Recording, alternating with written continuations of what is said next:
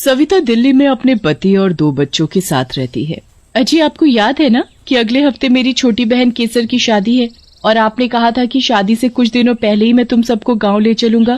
ठीक है धर्म पत्नी जी, जैसा आप कहें, पर ऑफिस का काम बहुत है तो मैं तुम्हें गांव छोड़कर वापस दिल्ली आ जाऊंगा। पर तुम चिंता मत करो, मैं ऑफिस का काम खत्म करके तुम्हारे पास जल्द से जल्द गांव आ जाऊंगा।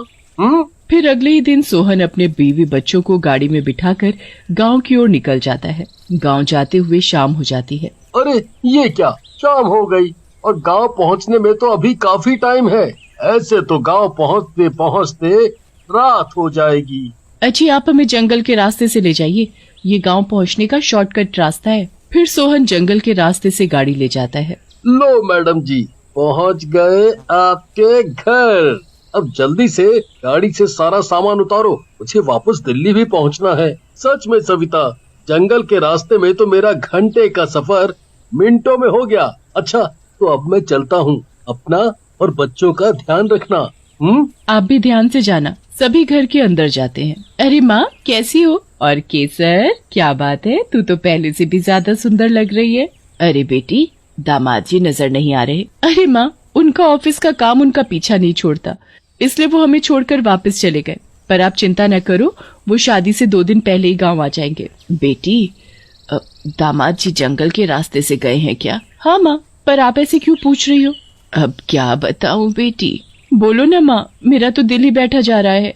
रात को कोई भी उस रास्ते से नहीं गुजरता। अगर गलती से कोई उस रास्ते से आता जाता है तो सुबह उसकी लाश ही मिलती है, और वो भी बहुत ही बुरी हालत में। सविता घबराते हुए माँ से बोलती है, पर ऐसा कौन करता है माँ? क्या माँ, आप भी कैसी बातें करने लगी हो? दीदी, आप चिंता मत करो, जीजा जी को कुछ नहीं होगा। और वैसे भी जीजा जी तो गाड़ी से गए हैं, कोई पैदल पैदल थोड़ी ना गए हैं। रात हो गई, सब लोग खाना खाकर आराम करो। फिर सभी खाना खाकर अपने कमरे में सोने चले जाते हैं। पर सविता को माँ की बातें सुनकर नींद नहीं आती। उसका सारा ध्यान बस सोहन की ओर होता है। हे भगवान, मेरे पति की रक्षा करना। उसी रात जंगल के रास्ते से मुखिया जी का बेटा कालू आ रहा होता है। कालू गाना गाते हुए जंगल के रास्ते से आता है। अरे बीड़ी जलाइले जिगर से पिया, जिगर में बड़ी आग है। अरे आज रमेश की शादी की पार्टी में तो मजा ही आ गया। लगता है कुछ ज्यादा ही पी ली है मैंने। तभी कालू को एक सुंदर सी औरत दिखाई देती है। अरे इतनी रात गए इस जंगल में, ये अप्सरा क्या कर रही है? कालू आंखें मीचते हुए देखता है और बोलता है, अरे कहीं ज्यादा तो नहीं चढ़ गई मुझे? अरे ये तो मुझे ही देख रही है। अरे सुंदरी जी, कहाँ जाना है आपको? अजी, मैं काफी देर से अपने घर का रास्ता ढूंढ रही हूँ। क्या आप रास्ता ढूंढने में मेरी मदद करेंगे? कालू उस औरत के पास जाता है और अपने हाथों से उसे छूने लगता है। अरे तुम तो बिल्कुल मक्खन की तरह हो, जरा मेरे और करीब तो आओ मेरी रानी। अरे इतना शर्मा क्यों रही हो? यहाँ जंगल में दूर दूर तक कोई नहीं है, आओ ना। अरे ये क्या कर रहे हो? और कहीं जंगल में वो शैतान आ गया तो, जो सबको बुरी तरह से मार डालता है? मुझे तो बहुत डर लग रहा है। अरे आने दो उसे। मैं क्या किसी से डरता हूँ? तुम बस मेरे करीब आ जाओ मेरी रानी, आ जाओ। फिर तभी वो औरत एक चुड़ैल का रूप ले लेती है। उस चुड़ैल के हाथ की जगह बड़े बड़े पंख होते हैं, जो देखने में बहुत ही अजीब पक्षी की तरह लग रही थी। चुड़ैल को देखते ही कालू की बोलती बंद हो जाती है। क्या हुआ मेरे राजा, अब आओ ना मेरे करीब। ऐसा बोलकर चुड़ैल जोर जोर से हंसने लगती है। बहुत दिनों के बाद ऐसा मोटा हट्टा कट्टा आदमी मिला है, तुझे तो मैं नोच नोच कर खाऊंगी।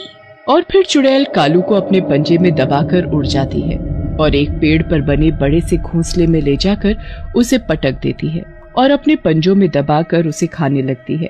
और जब चुड़ैल का पेट भर जाता है तो उसे अपने घोंसले से नीचे पटक देती है और बोलती है, आज तो मजा ही आ गया।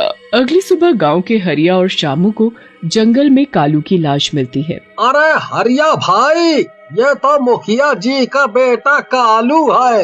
अरे ये तो ठरकी कालू है, जरूर इसने जंगल में कुछ ठरकी पना करा होगा। अरे रे रे रे रे, इसकी हालत तो देखो। चल शामू भाई, गांव के लोगों को बताते हैं। फिर गांव के सभी लोग कालू की लाश को लेकर मुखिया जी के पास जाते हैं। गांव के लोगों का शोर सुनते ही सविता भागकर घर से बाहर आती है। अरे अम्मा, ये इतना शोर कैसा? अरे बेटी क्या बताऊं, जंगल से फिर एक लाश मिली है। अम्मा की बात सुनकर सविता के होश उड़ जाते हैं। हे भगवान, कहीं वो सोहन? नहीं। और वो भागते हुए गांव के लोगों के पास जाती है और लाश को देखती है। हे भगवान, कौन है ये और इसकी ऐसी हालत किसने की? ये मेरा बेटा है। देखो तो क्या हालत कर दी है उस जंगल के शैतान ने मेरे बेटे कालू की। अरे जरा मेरी बहू मीना को देखो, बेचारी का तो रो रो कर बुरा हाल है। मीना रोते रोते बोलती है, अरे कोई कुछ करता क्यों नहीं? आज मेरा पति मरा है, कल को किसी और का पति मरेगा। भला ऐसे कब तक चलेगा? अरे मेरा कालू मुझे छोड़कर कहाँ चला गया रे, कहाँ चला गया? आए दिन जंगल से लाशें मिल रही हैं और आप लोगों की हाथ पर हाथ धरे बैठे हो। अरे बहन जी, आखिर हम लोग क्या कर सकते हैं? अगर हम जंगल गए तो वो जो कोई भी है हमें भी कालू की तरह ही मार कर खा जाएगा। हम सब मिलकर उस शैतान का सामना करेंगे, बस आप सब मेरा साथ दो। क्या करना होगा हमें? मैं रात को जंगल में जाऊंगी और जैसे वो मुझे खाने आएगा, आप सब लोग अपने अपने हथियार से उस पर वार कर देना। बहन, मैं भी तुम्हारे साथ चलूंगी। ठीक है, तो हम दोनों साथ में जंगल जाएंगे। फिर सभी लोग रात को अपने अपने हथियार लेकर सविता और मीना का पीछा करते हुए जंगल में जाते हैं। तभी जंगल में मीना और सविता को एक सुंदर सी औरत दिखाई देती है। अरे तुम कौन हो और इतनी रात को यहाँ जंगल में? अरे क्या बताऊं बहन, मैं यहाँ से जा रही थी, रास्ता भटक गई। पर तुम हो कौन? पहले तो तुम्हें कभी इस गांव में नहीं देखा। फिर वो औरत जोर जोर से हंसने लगती है और देखते ही देखते एक चुड़ैल का रूप ले लेती है। अरे मर गई रे, ये बड़े बड़े पंखों वाली चुड़ैल कहाँ से आ गई? आज तो एक नहीं बल्कि दो शिकार हाथ लगा है। अब मैं तुम दोनों को ही खाऊंगी। वैसे भी बहुत दिन हो गए किसी औरत का मांस खाए हुए। अच्छा, तो वो तुम ही हो जो लोगों को बुरी तरह से खा जाती हो? अरे दैया, ये हमें खाने की बात कर रही है। अरे कमबख्त, तू ही है जो मेरे पति को खा गई और अब मुझे खाने की बात कर रही है। फिर चुड़ैल हंसते हुए मीना को अपने पंजों से पकड़कर वहाँ से उड़ जाती है और अपने बड़े से घोंसले में ले जाकर उसे खाने लगती है। तभी गांव के सभी लोग वहाँ आ जाते हैं। अरे ये चुड़ैल तो मीना बहन को उड़ा कर ले गई। हाँ, वो देखो पेड़ के ऊपर उस चुड़ैल का घोंसला, उसी में वो मीना बहन को ले गई है। अरे भाइयों, अभी हम सभी को यहाँ से निकल जाना चाहिए, नहीं तो वो चुड़ैल हम में से किसी को भी नहीं छोड़ेगी। फिर सभी गांव वाले अपने अपने घर चले जाते हैं। फिर अगले दिन सुबह सभी गांव वाले एक जगह इकट्ठा होते हैं। अरे पहले तो वो चुड़ैल मेरे बेटे को खा गई और कल रात मेरी बहू को। अरे अब तुम ही बताओ सविता बेटी, आखिर हम लोग क्या करें? कैसे उस चुड़ैल का खात्मा करें जिससे कि वो और किसी की जान न ले सके? मेरे पास एक आइडिया है। वो क्या बहन? जैसा मैं कहती हूँ तुम सब वैसे ही करना। पर करना क्या होगा हमें?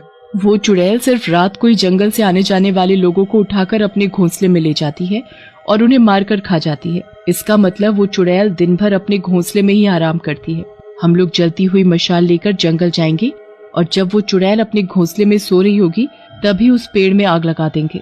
फिर कुछ लोग अपने घरों से जलती हुई मशाल लेकर सविता के साथ जंगल जाते हैं और जिस पेड़ पर चुड़ैल का घोंसला होता है उसके नीचे खड़े हो जाते हैं। सविता मशाल लेकर उस पेड़ में आग लगा देती है और बाकी सभी लोग भी अपनी अपनी मशाल से उस पेड़ को आग लगा देते हैं और घोंसले के साथ साथ वो चुड़ैल भी जलकर राख हो जाती है। फिर सभी लोग खुश होते हुए गांव वापस आते हैं और सविता बहन को धन्यवाद करते हैं।